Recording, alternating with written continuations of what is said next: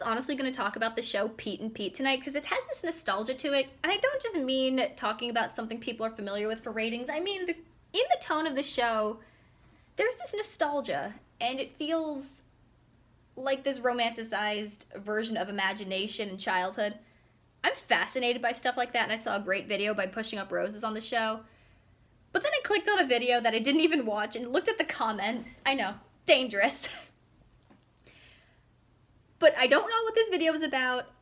All the comments were talking about high school tropes and how outdated a lot of them are. You know, like mean football player, skinny, wimpy, underdog nerd. Times have changed, and everyone's high school experiences are really different. And I thought I'd talk a little bit about mine, some of my observations. Honestly, I didn't even hate my high school experience. Quite the contrary, I really liked it. Mostly for the activities. I liked my extracurriculars a lot and felt like I really got to do some very cool things. So I thought I'd talk a little bit about what I observed through my high school experience. And of course, this is just my own experience. I don't really expect anyone else to share this. But I find stuff like this fascinating. High school stories fascinate me because people do change so much in those 4 years. And from a character development standpoint, it's fascinating. I'd say I didn't really have this amazing group of friends in my high school years. I knew some interesting people, but I've had a lot of difficulties with friendship over the years. And the big thing that I noticed in high school, cliques weren't really organized by your interest or your activities, such as baseball players or the chess club. More often than not, cliques were organized by people who had been friends since they were in elementary and middle school and did not want to break out of that. And you would be continuously reminded that you were not someone's friend in middle school. You think breaking into Hollywood's difficult? Breaking into these friendships was damn impossible. Because you were always reminded you're not one of us because you weren't friends with us since elementary, middle school. Honestly, I think there's some weird codependency issues with that, but you know what? I'm not a psychologist. It's not fair to diagnose. So I do think that this obsession we tend to have with our childhood friends is a little weird. This other kind of negative one, the biggest jerks, as a group, not saying everyone was like this, but I didn't find the football team all that bad. There were a few douchey people, but I tended to stay away from them. The biggest jerks I thought were the theater kids. There's a couple of reasons for that. One, being from the East Coast, we were close to New York, and a lot of us in the small towns are so convinced that we're going to end up on Broadway someday. And at least in my school, the theater kids, a lot of people were from troubled home lives or had mental illnesses, either with them, diagnosed, undiagnosed, or in the family. So a lot of people tended to lash out, or they really bonded with each other over there. It was another one of these bonding because they'd known each other forever and no outsiders allowed. Again, I didn't really deal with that as much as other people. I honestly didn't have an abusive home life or severe issues like some of the other students had. But it was a very difficult environment to be around. Some of the people, granted, most of the people that I knew in high school, even the jerks, most people ended up being very decent after high school. So that's really great. More people have been getting help. People have matured, become nicer, more well-rounded people. Actually, even at the reunion, a lot of people buried the hatchet with old grudges. A lot of my high school grudges at least were very petty. So that was really nice. And the people who I didn't really reconcile with, who I never really got to, I'm sure are better people. But at the time, biggest jerks were the theater kids. Yikes. It was tough. But I was like performing. And will admit, was one of those pretentious theater kids whose go-to song was Defying Gravity and On My Own. Every theater girl sang those at the time. I think now it's Burn from Hamilton. I think that's the go-to right now. just think of most athletes I knew on the other side were generally pretty pleasant people. Most people I knew did a sport. Yeah, sports definitely had their politics to them.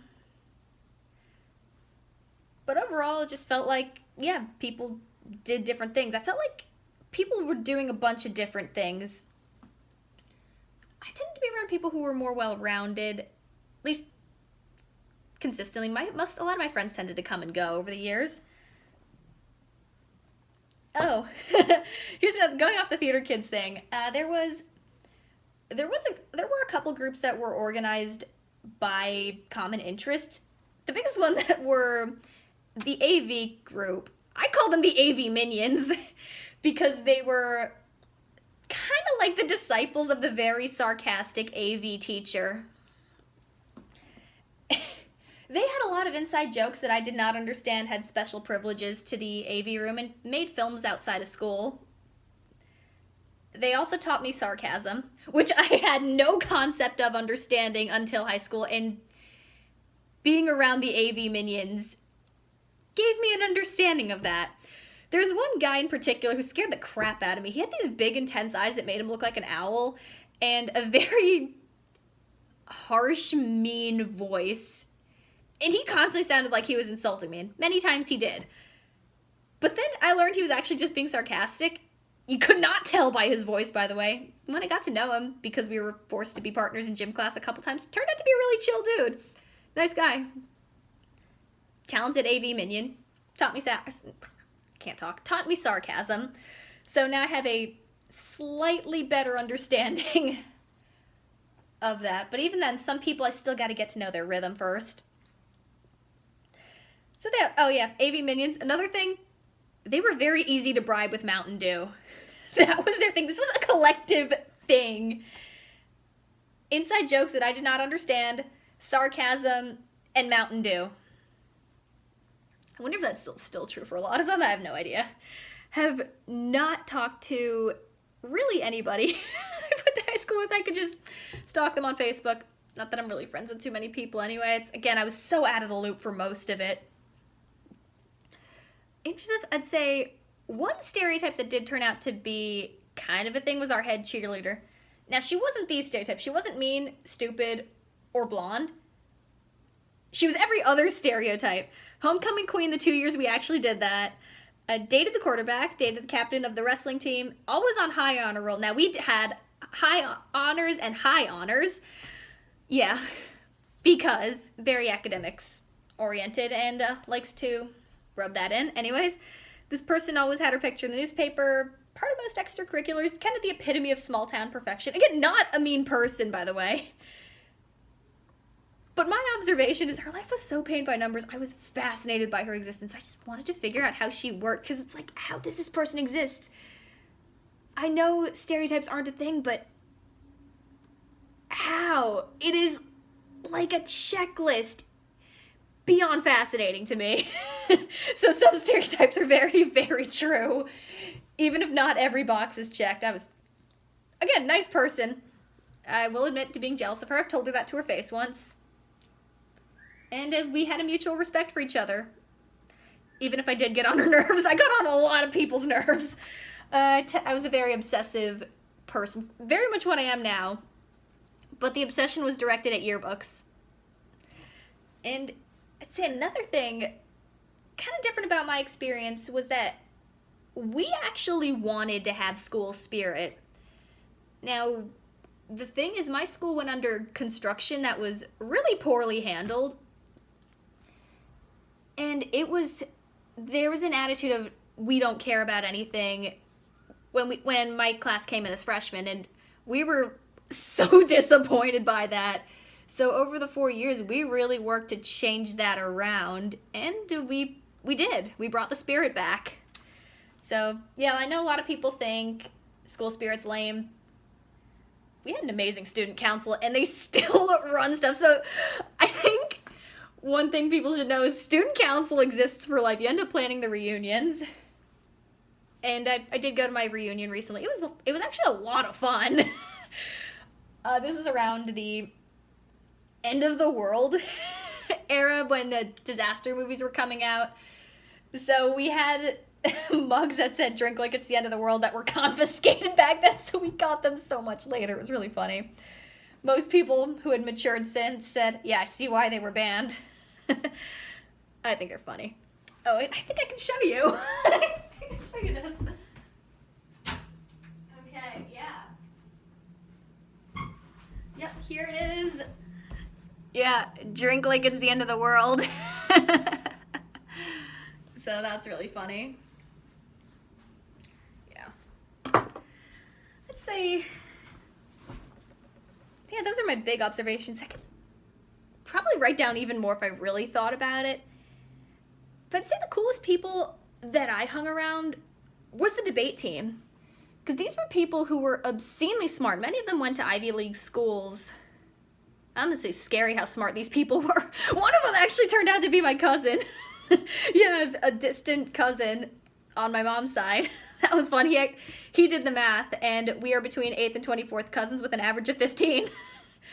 That was a fun discovery. And this was the group of people who I thought were the most well-rounded. They were obscenely smart in academics, but these were also really creative people, really fun to be around, knew a lot of obscure stuff, a lot of obscure literature and television. That's actually where I always knew of Monty Python, but that's where I learned more about Monty Python and their more famous sketches, even though I never really got the in-depth knowledge some of these guys did. And, okay, that. Low battery tonight, and one guy built his own xylophone and played it at a school function. That's the kind of person I'm talking about. Those are some really cool people. I hope they're doing well. Haven't really been in touch with a lot of people, and, you know, people who are worth it, actually a lot of people are worth it in different ways, but I got to know some really, really cool people over the years, and I hope to continue doing that in the future. I'd say that's the best summary I can give of my own high school experience in Tropes. Some stereotypes are very, very accurate, but I found most weren't. Everyone has their own experiences. And I feel like, especially from a character development standpoint, it's always very interesting, at least to me. So,